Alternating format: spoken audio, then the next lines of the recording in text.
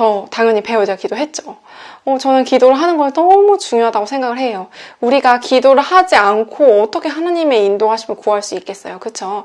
그래서 저는 기도를 20살 때부터 정말 제가 한 10년 정도, 제가 30살에 결혼을 했으니까 거의 10년 정도를 이제 기도를 했죠. 근데 그 기도를 매년 몇 시간씩 이렇게 자리 잡고 항상 기억을 해서 이렇게 기도를 했다기보다는 항상 마음에 품고 있었고, 그리고 이제 성령의 인도하심에 따라 이제 하고 싶은 내용들을 이제 적어 놓기도 하고 이랬었죠.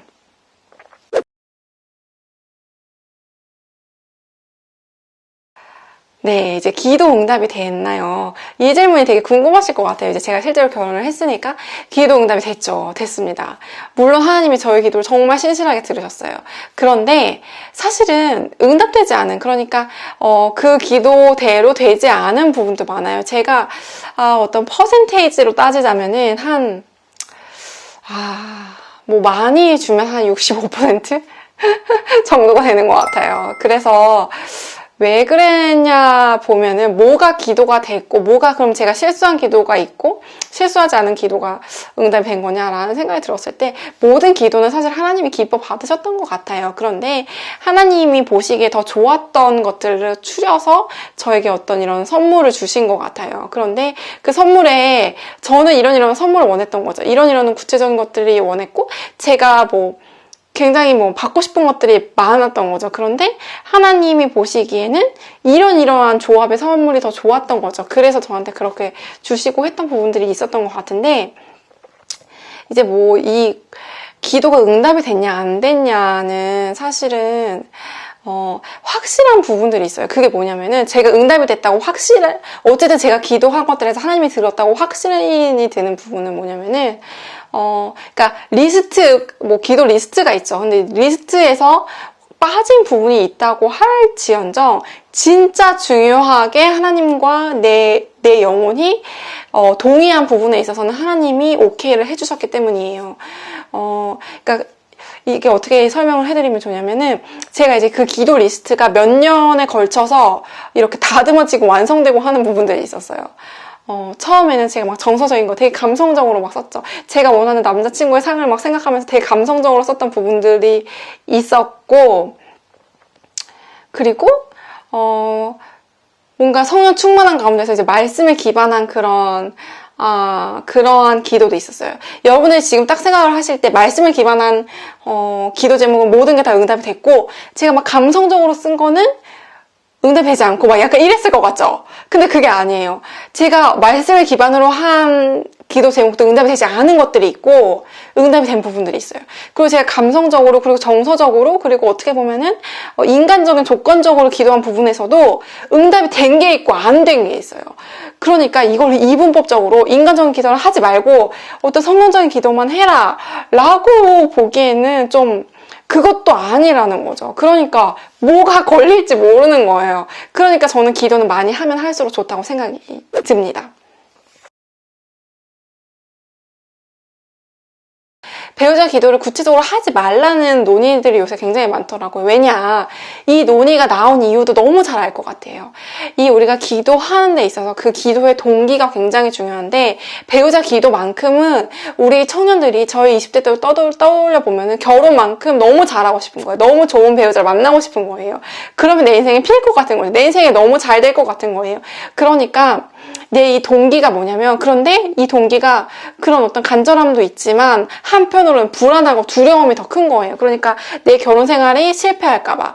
그러니까 내가 어떤 주변을 봐도 결혼 생활을 성공적으로 하는 그런 케이스들이 많이 없는 거죠. 그러니까 불안하고 두려운 마음에서 이 기도 리스트들이 정말 꽉꽉꽉꽉 뭔가 어떤 욕심으로 채워지는 거예요.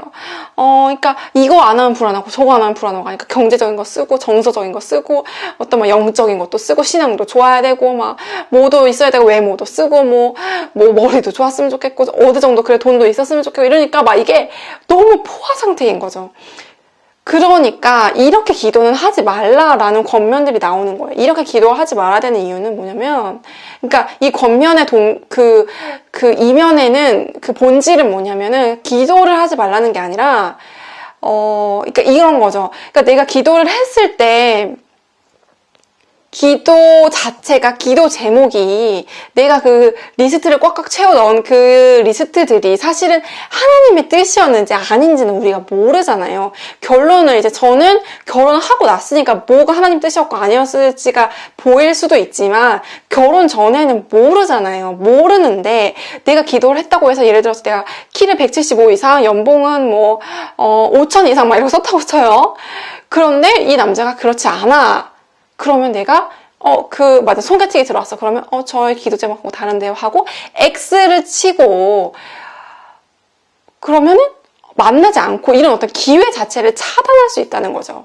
그러니까 내 기도 제목이 기도를 하지 말라는데 포인트가 있는 것이 아니라 내 기도 제목이 하나님의 뜻이 아닐 수도 있다는 것에 대해서 열려 있어야 된다는 거죠. 그 기도 제목이 성경 말씀은 아니기 때문에 하나님이 나한테 약속해 주신 것이 아니라 단지 내 소원을 올렸을 뿐이니까 거기에 대해서 올무를 잡히지 말라. 올무가 되어서는 안 된다라는 점이 구체적으로 기도하지 말라, 배우자 기도를 하지 말라는 데 포인트인 것 같아요. 무슨 말씀인지 여러분들 이해가 되시죠? 그쵸? 오늘 이제 제 얘기를 하고 마무리를 지을 건데 제가 1차 기도 제목, 2차 기도 제목, 3차, 4차 기도 제목에 걸쳐서 제가 정말 아무리 기도를 해도 계속 생각나는 그런 부분들이 있었어요. 근데 제가 심리학을 복수 전공을 해서 저는 약간 심리적인, 정서적인 부분에 대한 기도 제목이 되게 구체적으로 좀 있었는데 그게 뭐냐면 갈등을 구체적으로 해결하는 사람이라는 기도 제목이 있었거든요. 갈등이 있을 때 피하지 않는 사람. 왜냐면 저는 되게 잘 피하고 그랬을 때 이게 골맞을 때는 문제가 더 커진다는 생각들이 되게 많이 있어서 제가 그것이 저의 성격의 약간 단점같이 느껴져서 그 부분을 좀 기도를 했어요. 그런데 저 신랑은 정말 피하지 않아요. 그리고 정말 그걸 해결하려고 정말 적극적으로 노력하는 사람이에요.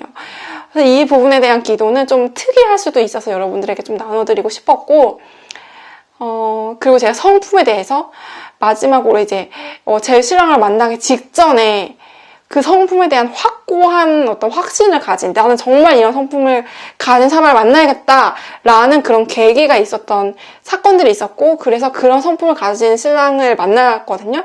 이것도 어떤 말씀에 근거한 성품이었는데 이것도 응답이 됐죠. 그래서 이 부분에 대한 거는 그럼 어떤 성품이었는지, 어떤 말씀이었는지 궁금하시죠? 네, 그거는 이제 다음 컨텐츠에서 이제 제가 만나서 또 말씀을 한번 드려보도록 하겠습니다. 네, 그러면은 다음 시간에 또 여러분을 찾아뵙도록 하고요. 궁금한 사항 있으면 이번 콘텐츠도 여러분들 이제 댓글을 통해서 제가 어떻게 하나님이 결혼 인도해 주셨는지 궁금하시다고 해서 이제 이 콘텐츠 찍게 된 거거든요. 그러니까 궁금하신 사항 있으면 꼭 질문해 주세요. 그러면 다음 시간에 또 다음 콘텐츠에 또 영감이 오는 대로 만나보도록 하겠습니다. 그러니까 이 결혼 얘기를 좀 이어서 할 거예요. 알겠죠? 네, 그러면은 다음에 또 뵙도록 하겠습니다. 오늘도 들어주셔서 참 감사해요.